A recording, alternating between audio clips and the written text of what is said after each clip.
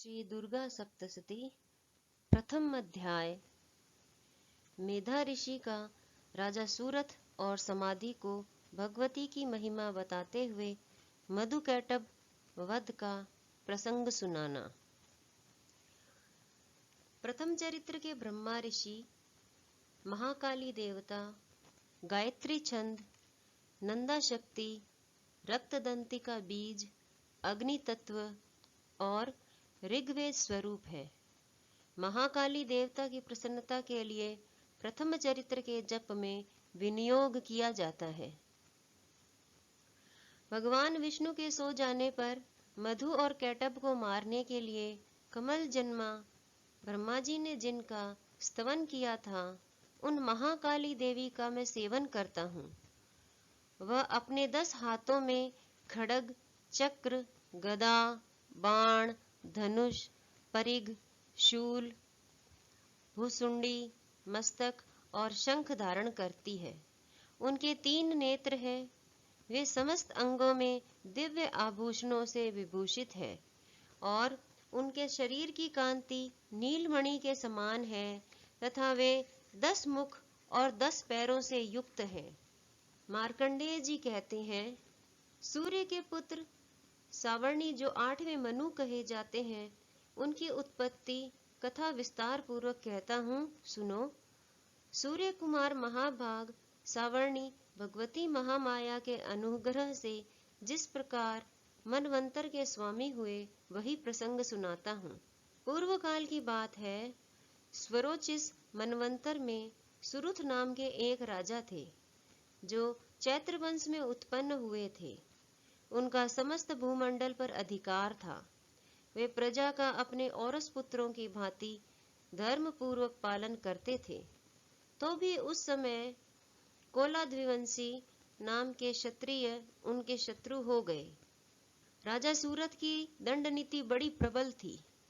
उनका शत्रुओं के साथ संग्राम हुआ। यद्यपि कोलाविध्वंसी संख्या में कम थे, तो भी राजा सूरथ युद्ध में उनसे परास्त हो गए। तब वे युद्ध भूमि से अपने नगर को लौट आए और केवल अपने देश के राजा होकर रहने लगे। किंतु वहां भी उन प्रबल शत्रुओं ने उस महाभाग राजा सूरथ पर आक्रमण कर दिया। राजा का बल क्षीण हो चला था, इसलिए उनके दुष्ट, बलवान और दुरात्मा मंत्रियों ने वहां उनकी राजधानी में भी राजकीय सेना और खजाने को हथिया लिया। सूरथ का प्रभुत्व नष्ट हो चुका था, इसलिए शिकार खेलने के बहाने घोड़े पर सवार हो वहां से अकेले ही एक घने जंगल में चले गए। वहां उन्होंने विप्रवर मेधा मुनि का आश्रम देखा, जहां कितने ही हिंसक जीव परम शांति भाव से रहते थे। मुनि के बहुत से शिष्य उस वन की शोभा बढ़ा रहे थे। वहां जाने पर मुनि ने उनका सत्कार किया और वे उन मुनि श्रेष्ठ के आश्रम पर इधर उधर विचरते हुए कुछ काल तक रहे। फिर ममता से आकृष्ट चित्त होकर वहां इस प्रकार चिंता करने लगे, पूर्व काल में मेरे पूर्वजों ने जिसका पालन किया था, वही नगर आज मुझसे रहित है। पता नहीं मेरे दुराचारी भृत्यगण उसकी धर्म पूर्वक रक्षा करते हैं या नहीं। जो सदा मद की वर्षा करने वाला और सूरवीर था, वह मेरा प्रधान हाथी अब शत्रुओं के अधीन होकर न जाने किन भोगों को भोगता होगा। जो लोग मेरी कृपा, धन और भोजन पाने से सदा मेरे पीछे पीछे चलते थे, वे निश्चय ही अब दूसरे राजाओं का अनुसरण करते होंगे। उन अपव्ययी लोगों के द्वारा सदा खर्च होते रहने के कारण अत्यंत कष्ट से जमा किया हुआ मेरा वह खजाना खाली हो जाएगा। ये तथा और भी कई बातें राजा सूरथ निरंतर सोचते रहते थे।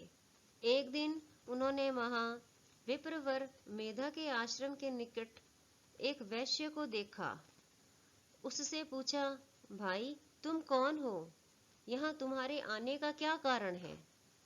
तुम क्यों शोकग्रस्त और अनमने से दिखाई देते हो? राजा सूरथ का यह प्रेम पूर्वक कहा हुआ वचन सुनकर वैश्य ने विनीत भाव से उन्हें प्रणाम करके कहा। वैश्य बोला, राजन, मैं धनियों के कुल में उत्पन्न एक वैश्य हूँ। मेरा नाम समाधि है। मेरे दुष्ट स्त्री पुत्रों ने धन के लोभ से मुझे घर से बाहर निकाल दिया। मैं इस समय धन, स्त्री और पुत्रों से वंचित हूँ। मेरे विश्वसनीय बंधुओं ने मेरा ही धन लेकर मुझे दूर कर दिया, इसलिए दुखी होकर मैं वन में चला आया हूँ।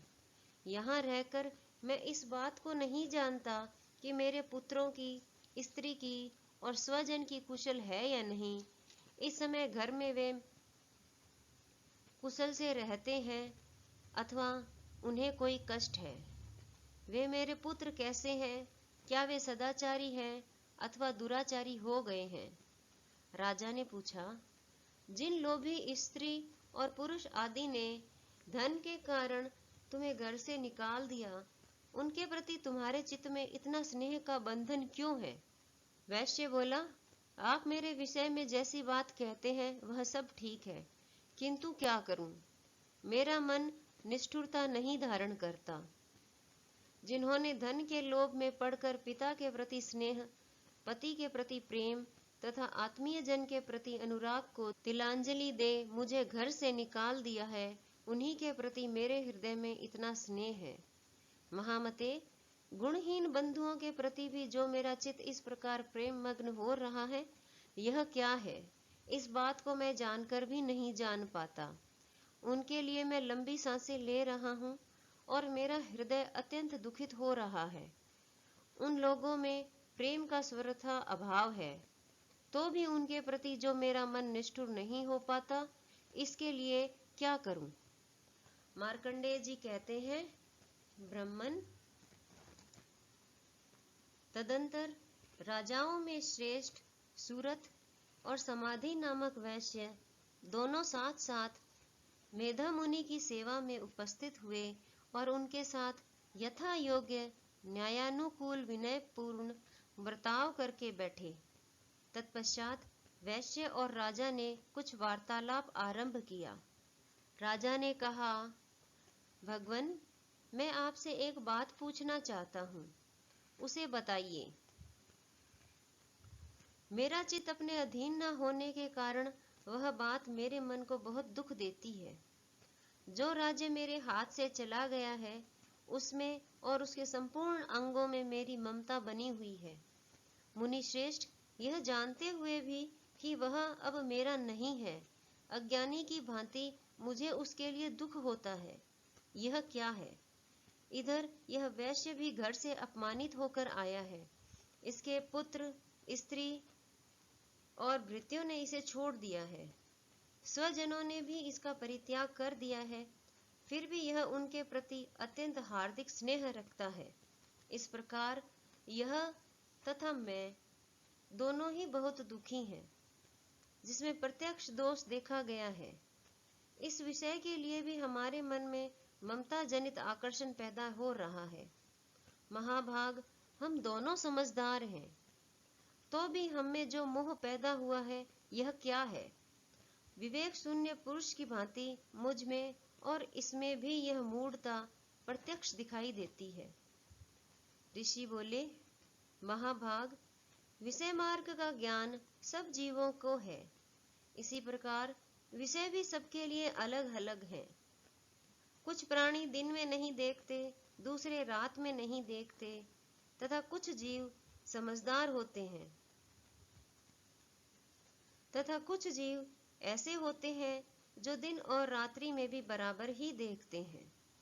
यह ठीक है कि मनुष्य समझदार होते हैं, किंतु केवल वे ही ऐसे नहीं होते।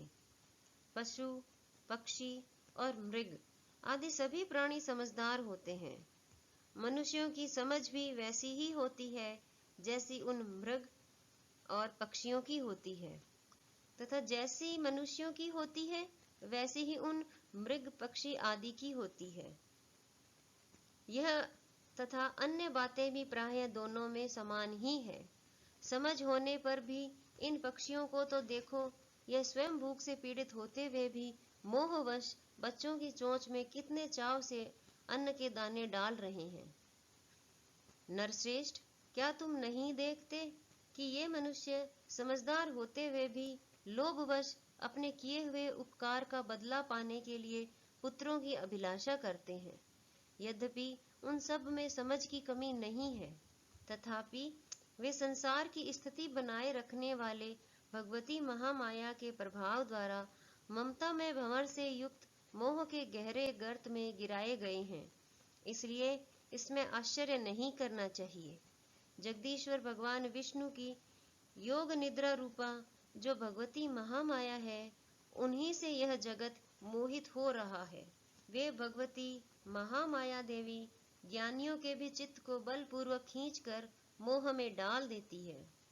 वे ही इस संपूर्ण चराचर जगत की सृष्टि करती है तथा वे ही प्रसन्न होने पर मनुष्यों को मुक्ति के लिए वरदान देती है।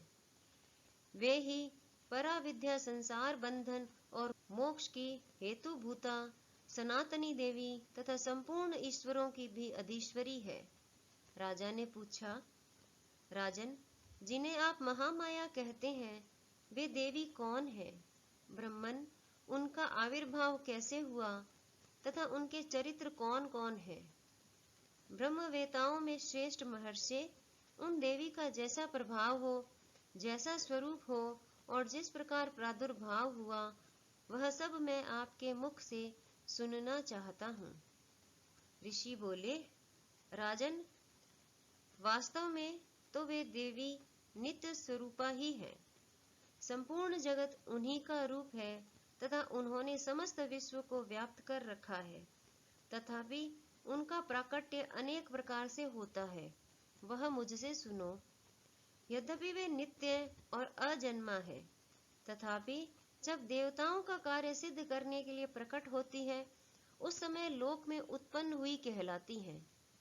कल्प के अंत में जब संपूर्ण जगत एकार्ण वन में निमग्न हो रहा था और सबके प्रभु भगवान विष्णु शेषनाग की सैया बिछाकर योग निद्रा का आश्रय ले सो रहे थे, उस समय उनके कानों के मल से दो भयंकर असुर उत्पन्न हुए, जो मधु और कैटभ के नाम से विख्यात थे। वे दोनों ब्रह्मा जी का वध करने को तैयार हो गए। भगवान विष्णु के नाभि कमल में विराजमान प्रजापति ब्रह्मा जी ने जब उन दोनों भयानक असुरों को अपने पास आया और भगवान को सोया हुआ देखा, तब एकाग्रचित होकर उन्होंने भगवान विष्णु को जगाने के लिए उनके नेत्रों में निवास करने वाली योग निद्रा का स्तवन आरंभ किया। जो इस विश्व की अधीश्वरी, जगत को धारण करने वाली, संसार का पालन और संहार करने वाली तथा तेज स्वरूप भगवान विष्णु की अनुपम शक्ति है, उन्हीं भगवती निद्रा देवी की भगवान ब्रह्मा स्तुति करने लगे। ब्रह्मा जी ने कहा, देवी, तुम ही स्वाहा, तुम ही स्वधा और तुम ही वष्टकार हो। स्वर भी तुम्हारे ही स्वरूप है। तुम ही जीवन दायिनी सुधा हो। नित्य अक्षर प्रणव में अकार, उकार, मकार, इन तीनों मात्राओं के रूप में तुम ही स्थित हो तथा इन तीनों मात्राओं के अतिरिक्त जो बिंदु रूपा नित्य अर्ध मात्रा है, जिसका विशेष रूप से उच्चारण नहीं किया जा सकता, वह भी देवी तुम ही हो। देवी, तुम ही संध्या, सावित्री तथा परम जननी हो। देवी, तुम ही इस विश्व ब्रह्मांड को धारण करती हो। तुमसे ही इस जगत की सृष्टि होती है। तुम ही से इसका पालन होता है और सदा तुम ही कल्प के अंत में सबको अपना ग्रास बना लेती हो। जगन्मयी देवी, इस जगत की उत्पत्ति के समय तुम सृष्टि रूपा हो, पालन काल में स्थिति रूपा हो तथा कल्पांत के समय संहार रूप धारण करने वाली हो। तुम ही महाविद्या, महामाया, महामेधा, महास्मृति, महामोह रूपा, महादेवी, महासुरी हो। तुम ही तीनों गुणों को उत्पन्न करने वाली सबकी प्रकृति हो। भयंकर काल रात्रि, महारात्रि और मोह रात्रि भी तुम ही हो। तुम ही श्री, तुम ही ईश्वरी, तुम ही ह्री और तुम ही बोध स्वरूपा बुद्धि हो। लज्जा, पुष्टि, तुष्टि, शांति और क्षमा भी तुम ही हो। तुम खड्ग धारिणी, शूल धारिणी, घोर रूपा तथा गदा, चक्र, शंख और धनुष धारण करने वाली हो। बाण, भुसुंडी और पारिग ये भी तुम्हारे अस्त्र हैं। तुम सौम्य और सौम्यतर हो। इतना ही नहीं, जितने भी सौम्य और सुंदर पदार्थ हैं, उन सबकी अपेक्षा तुम अत्यधिक सुंदरी हो। पर और अपर सबसे परे रहने वाली परमेश्वरी तुम ही हो। सर्वस्वरूपे देवी, कहीं भी सत असत रूप से जो कुछ वस्तुएं हैं और उन सबकी जो शक्ति है वह तुम ही हो। ऐसी अवस्था में तुम्हारी स्तुति क्या हो सकती है? जो इस जगत की सृष्टि, पालन और संहार करते हैं, उन भगवान को भी जब तुमने निद्रा के अधीन कर लिया है, तब तुम्हारी स्तुति करने में यहाँ कौन समर्थ हो सकता है? मुझको, भगवान शंकर को तथा भगवान विष्णु को भी तुमने ही शरीर धारण कराया है, अतः तुम्हारी स्तुति करने की शक्ति किसमें है? देवी, तुम तो अपने इन उदार प्रभावों से ही प्रशंसित हो। ये जो दोनों दुर्घर्ष असुर मधु और कैटभ हैं, इनको मोह में डाल दो और जगदीश्वर भगवान विष्णु को शीघ्र ही जगा दो। साथ ही इनके भीतर इन दोनों महान असुरों को मार डालने की बुद्धि उत्पन्न कर दो। ऋषि कहते हैं, राजन, जब ब्रह्मा जी ने वहां मधु और कैटभ को मारने के उद्देश्य से भगवान विष्णु को जगाने के लिए तमोगुण की अधिष्ठात्री देवी योग निद्रा की इस प्रकार स्तुति की, तब वे भगवान के नेत्र, मुख, नासिका, बाहु, हृदय और वक्ष स्थल से निकलकर अव्यक्त जन्मा ब्रह्मा जी के दृष्टि के समक्ष खड़ी हो गई। योग निद्रा से मुक्त होने पर जगत के स्वामी भगवान जनार्दन उस एकावर्णव के जल में शेषनाग की सैया से जाग उठे। फिर उन्होंने उन दोनों असुरों को देखा। वे दुरात्मा मधु और कैटभ अत्यंत बलवान तथा पराक्रमी थे और क्रोध से लाल आंखें किए ब्रह्मा जी को खा जाने के लिए उद्योग कर रहे थे। तब भगवान श्री हरि ने उठकर उन दोनों के साथ 5000 वर्षों तक केवल बाहु युद्ध किया। वे दोनों ही अत्यंत बल के कारण उन्मत्त हो रहे थे। इधर महामाया ने भी उन्हें मोह में डाल रखा था। इसलिए वे भगवान विष्णु से कहने लगे, हम तुम्हारी वीरता से संतुष्ट हैं, तुम हम लोगों से कोई वर मांगो। श्री भगवान बोले, यदि तुम दोनों मुझ पर प्रसन्न हो तो अब मेरे हाथ से मारे जाओ। बस इतना सा ही मैंने वर मांगा है, यहाँ तुम्हारे किसी वर से क्या लेना है। ऋषि कहते हैं, इस प्रकार धोखे में आ जाने पर जब उन्होंने संपूर्ण जगत में जल ही जल देखा, तब कमल नयन भगवान से कहा, जहाँ पृथ्वी जल में डूबी हुई न हो, जहाँ सूखा स्थान हो, वहीं हमारा वध करो।